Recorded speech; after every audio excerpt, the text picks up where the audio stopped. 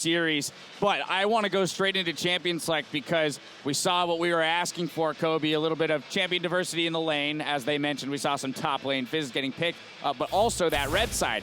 Game 1, immediately showing us a new champion in that pool by Faker. Yep, a little bit. And this is actually what we were expecting. I like this game a lot because it did re-emphasize a lot of the points that we were talking about before going into it. And very clearly, in the first pick and ban, we could see RNG focusing on that top lane, 2 top lane bans. They very obviously wanted to get Looper the counter pick, whereas SKT focused very heavily on that mid lane. And Faker, as you said, you know, we talked about he's been using the Fizz in solo queue, and they wanted to get this matchup.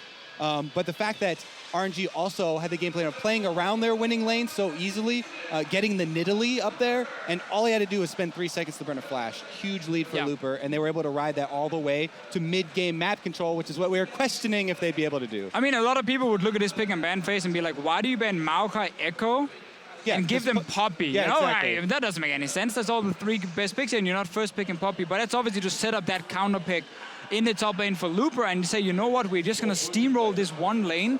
The problem with RNG is, in case it was a lane swap, obviously a lot of the power would have been taken out of that conversation because it built so heavily around Looper winning 1v1.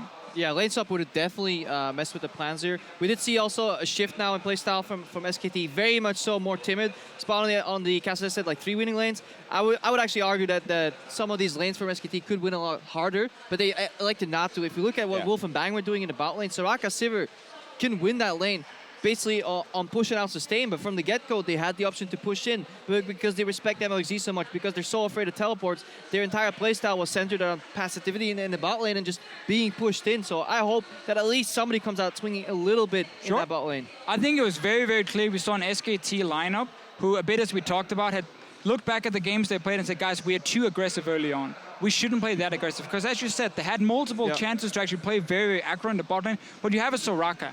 You don't want to risk playing, you know, just pushing the lane 24/7, get early ganked, then suddenly you fall behind again and again. So I think they came in, had changed the mindset, but that actually meant that the composition where they were supposed to then have at least a 2v2 on the bottom side that could push, ended up just losing as well. Yeah, well, I do want to jump to the point that Kobe hit on for just a brief moment there. The fact that that early first blood went into the way of Trundle with mlxg visiting the top lane. We're going to pull that up on your screen because I don't want this to all go without saying that SKT wasn't aware of RNG's game plan and playing around it. So yeah, in that replay that I was down on our screen, maybe we can give it back up later. What ends up happening, the first blood happens, and this is where Looper gets ahead. SKT's reaction is to try and shut down any other lane, hopefully, and then try and stop the bleeding from Looper, because we'll pan over to the bot lane right now, and we'll see what's happening with wuxx and Bang here. They'll sweep one of the brushes, and then they have 2 pink wards around, so the SKT did improve in that sense, that they played really well around stopping enemy teleports. Sweep 1 brush, pink ward here, pink ward even behind the lane, so they were doing that well. Sadly for them, Looper went on a rampage. Yeah, I don't want to gloss over the first part of that replay because it was so important. Not only did Looper get that first blood, but he also drew out a teleport cooldown from Faker before that to try and protect Duke on Poppy right before he was able to go all in and dive the turret and still get it. And then he was able to build very offensively into the split push and create so much pressure. He also saved xiaohu in the mid lane. So the amount that they gained from this top lane more than made up for SKT's strategy of trying to get that Fizz to the abyssal breakpoint, where then he can go offensive on the LeBlanc and try and win out from the middle of the map. They tried to 2v0 him, didn't work. Then they took absolute ages killing him 3v1. Then he took 2 towers on the map. He just completely took control of the game. But also trying to 2v0 him, honestly, when you have no ulti on a Fizz and you have a behind Poppy,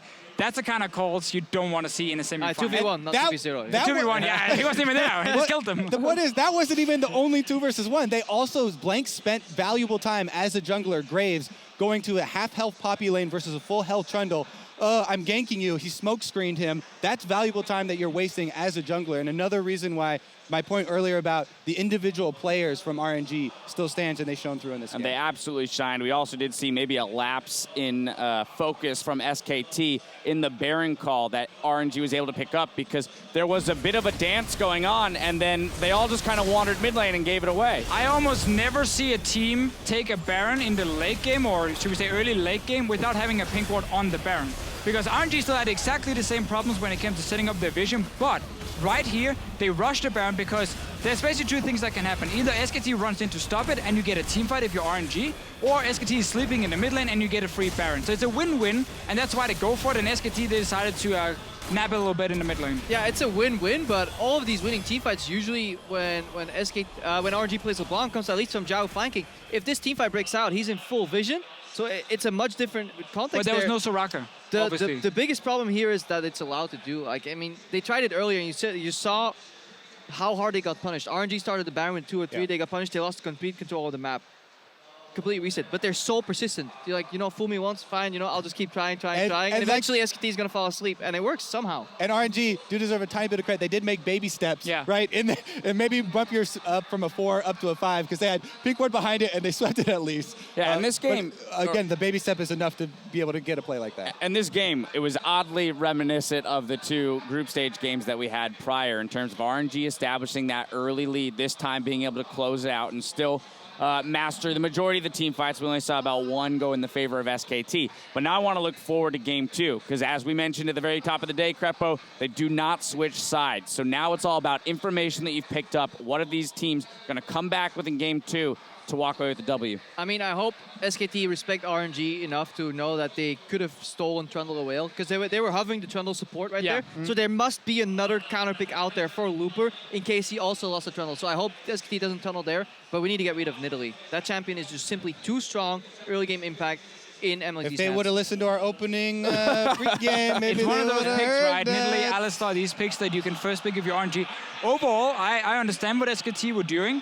Like, if we look at the mid game, you would have wave clear mid from the Sivir, and then you have the 1-3-1 with double teleport. And LeBlanc can never split push against that because she will not win the 1v1 and you get TP'd away from, and she does nothing. So I understand what they did, but because it was standard lanes, they lost top way too hard, and then it snowballs completely out of control. And I actually agree with you, Crepo. I do hope that SKT realize that and they don't give the massive winning lane of the Trundle over again, because I want to see Looper on other champions. Looper can do more than just smash his head into the other top laner as Trundle. Let's be honest here, that's not too difficult to win that matchup. Looper's echo was, I had a whole rant prepared before about how well he can team fight and the other things that Looper can do, but I see you, Dash. I'm out of time. I gotta get us out of here. I gotta get us out of here. I'm sure he would be happy to play Trundle the rest of the games, though, if it means they come away with the victories. Royal Never Give Up have jumped out of the gate with a Game 1 win, and the pressure's on for SKT to tie the series when they get back on the Rift.